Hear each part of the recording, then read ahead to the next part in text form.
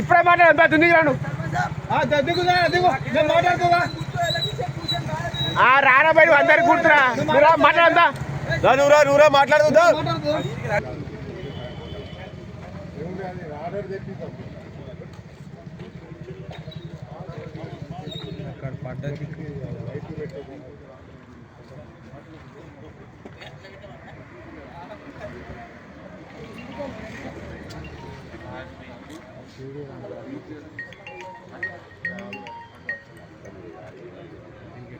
Hello మనుషులు కారా వీళ్ళు ఈడెంబై ఆయన పోలెక్తనే ఉన్నాడు అటు సైడ్ పోయి నవ్వుతున్నారు పోలీసు వాళ్ళు మనుషులు దివాన్ల కారా మనుషులు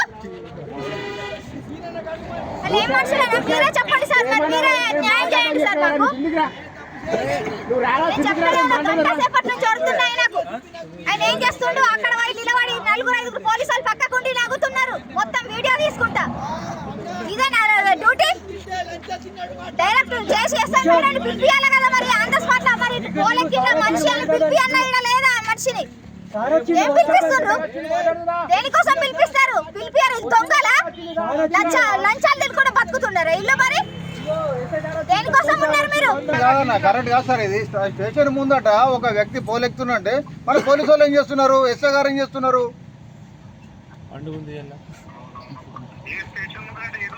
కరెక్ట్ స్టేషన్ ముందండి గేట్ ముందట గేటుకు 10 మీటర్ల దూరం కూడా లేదు పోలీసు పండుగ ఉంది వాతావరణం ఉంది అంత చీక్ అరగంట నుంచి మొత్తం పవర్ లేదు ఊరు మొత్తం అయ్యా బహుశా మేడం లీవ్లు ఉన్నది సార్ ఇన్ఛార్జ్ వేసాయి దానురా అరే ఉన్నారా మీరెవరు బ్రాహ్మణపల్లి విలేజ్ నుంచి నేను మాట్లాడుతున్నా. నా భార్య లవ్ మ్యారేజ్ సార్ ఇక్కడ బ్రాహ్మణపల్లి విలేజ్ నుంచి. ఎప్పుడు జరిగినా పిఎస్ గారికి ఫోన్ చేస్తూనే ఉన్నా, అందరికి ప్రతి ఒక్కరికి ఫోన్ చేస్తూనే ఉన్నా. రెస్పాన్సిబుల్ పిఎస్ వాళ్ళు ఎవరు పట్టించుకోకొచ్చారు. సిఎస్ సార్ కూడా మాట్లాడినా, కమిషనర్ సార్కి మాట్లాడినా, నిజామాబాద్కి వెళ్ళినా, నిజామాబాద్ సిఏ సార్ కూడా కలిసిన, కమిషనర్ సార్ కూడా కలిసిన, అందరికీ మాట్లాడి కలెక్టర్ ఆఫీస్ కూడా వెళ్ళినా. కంప్లైంట్ తీసుకోకుండా ఎవరి రెస్పాన్సిబిలిటీ ఏమనంటే మీ పిఎస్ వాళ్ళు కలెక్టర్ దగ్గరికి వెళ్ళండి, ఎంఆర్ఓ దగ్గరికి వెళ్ళండి అని ఇప్పటి నుంచి ప్రయత్నిస్తూనే ఉన్నాం. పిఎస్ వాళ్ళకి ఫోన్ చేస్తే కూడా 100% మేము చేస్తామని చెప్తారు, కానీ ఇప్పటిదాకా ఏ రెస్పాన్సిబిలిటీ లేదు. మా బాబు, మా కొడుకు ప్రతి ఒక్కరు కంప్లైంట్ ఇచ్చింది, కానీ ఇప్పటిదాకా ఒక కంప్లైంట్ లేదు, ఏం లేదు సార్.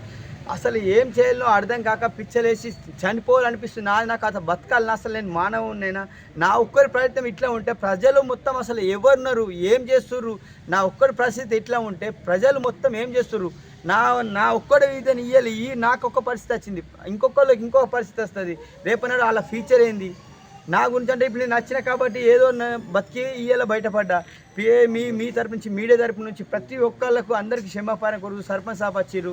ఇక్కడ ఎడపల్లి మండలం నుంచి ప్రతి ఒక్కళ్ళు ఉన్న సర్పంచ్ వ్యక్తికి నేను వచ్చి నేను రాగానే ముస్తాక్ సార్కి అడిగిన, ఏం సార్ ఇప్పుడు కంప్లైంట్ ఎందుకు పట్టించుకోకుండా సార్ అంటే, ఎస్ఐ మేడంకు నేను మాట్లాడినా, నేను చెప్పినా, నేను ఎస్ఐ మేడంకు కంప్లైంట్ చేసిన, ఆల్రెడీ వాళ్ళకి ఇన్ఫర్మేషన్ ఇచ్చినా, వాళ్ళు రాలేరు, ఫోన్ రిఫ్ట్ చేయలేరు, మేము ఏం చేయాలని చెప్పేసి వాళ్ళు కూడా మేము ప్రయత్నించినాం. మీరు ఫోన్ చేస్తే కూడా ఎందుకు రెస్పాన్సిబిలిటీ కాకొచ్చారు, మీ పిఎస్ వాళ్ళతో కాకుంటే మాతో ఏమవుతుందని పిఎస్ వాళ్ళకి వచ్చి నేను ఇక్కడ అడిగిన తర్వాత కూడా వాళ్ళు ఏం చెప్తుర్రు, మేము ఏం చేయాలి, మీరు ఏం చేసుకుంటావు, ఎవరు చెప్పుకోమని చెప్తేనే పిఎస్ వాళ్ళకు కూడా అడిగి తెలియజేసింది కూడా మీరు ఎక్కడన్నా చెప్పుకోండి అని చెప్పేసి ముస్తాక్ సార్ కూడా నాకు అడిగిండు. నేను చెప్పిన దాని గురించి నేను 100% నేను తెలుసుకుంటే ఏం చేసుకుంటే నా మనసు బాధ అనిపించేసి నేను పోలెక్కడం జరిగింది సార్.